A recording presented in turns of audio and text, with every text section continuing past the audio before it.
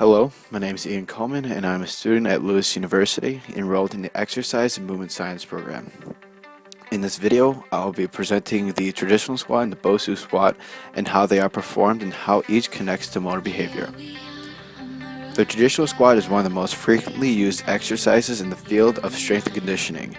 It is used as a component in the sport of powerlifting and is known as an all-around test of lower body strength. But this movement and its benefits expand to everyone in their daily lives as we are constantly using this movement. So, given that most activities of our daily lives involve this movement, it is highly recommended that everyone practices this movement to improve coordination and strength. As for the movement when applied in a gym setting, its stances can be varied from close to wide. Each stance is used to target different muscles of the lower body.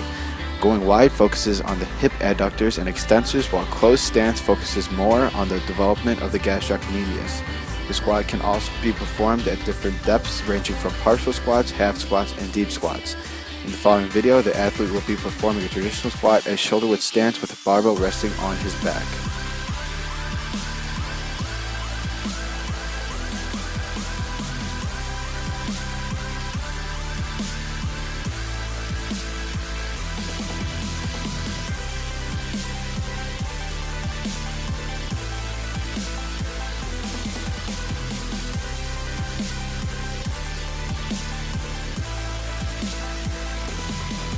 Now, here are some photos to help you understand how to cue someone to properly perform a squat. The movement of the squat begins with the athlete in an upright position, knees and hips fully extended. The athlete then squats down by flexing the hip, knee, and ankle joints. When desired squat depth is achieved, the athlete then reverses direction and comes back to the upright position. This dynamically recruits most of the lower body muscles, which include quadriceps femoris, hip extensors, hip adductors, hip abductors, and triceps surae.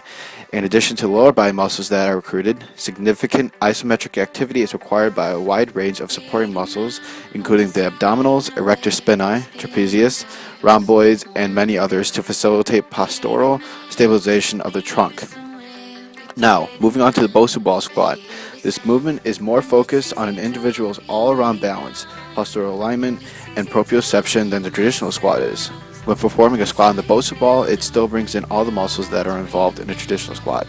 However, this movement also incorporates more ankle muscle activation, stabilization, and proprioception, with the importance of addressing proprioception and postural control in both fitness and rehabilitation protocol. Interest in the BOSU ball's platform system has recently increased and is being used more to increase ankle proprioception in both injured and healthy patients. Now, in the following video, I would like you to specifically focus on the athlete's ankle.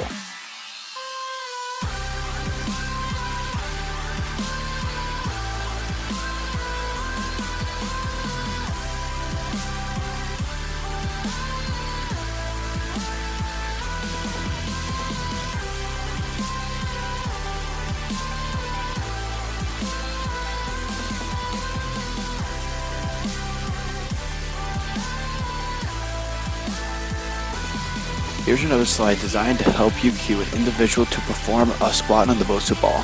The individual has to first mount the ball, which will require you to help them onto it if they have a hard time stepping onto it themselves. Once they are balanced out, the cues are the same as the traditional squat. Movements of the squat begins with the athlete in an upright position. Knees and hips may be slightly bent to start out. The athlete then squats down by flexing at the hip, knee, and ankle joints. When desired squat depth is achieved, the athlete then reverses direction and comes back to the upright position. The athlete will most likely feel awkward in this movement as they may have a hard time with bouncing on the BOSU ball and feel weak at the ankles.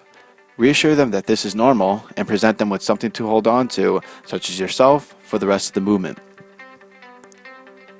Now, each movement connects to the buzzwords that I have learned throughout the semester in motor behavior. Motor development is involved because as an individual uses each squatting exercise more and more frequently, motor behavior will change over time as the individual develops. With motor learning, as one continually practices each of the squats, they will see a permanent change in their capacity to produce the movement, which can lead to proper form without it being adjusted by someone. Motor control comes into play as the individual can now relate the movement to daily chores in their life and apply it without them even knowing it, as they have previously experienced the feeling before. So they can now squat down and lift up that package with perfect form. Proprioception is used in both as an individual is constantly staying aware of where they are in place and time, and if they sense that they're moving out of position, they can adjust accordingly. This is seen with the ankle and knee activation in both movements presented. Finally, motor behavior is a collective study of each of these topics that shows us how each exercise is performed. And here is my reference page if you would like to look up any of the references that I used for my video. Thank you.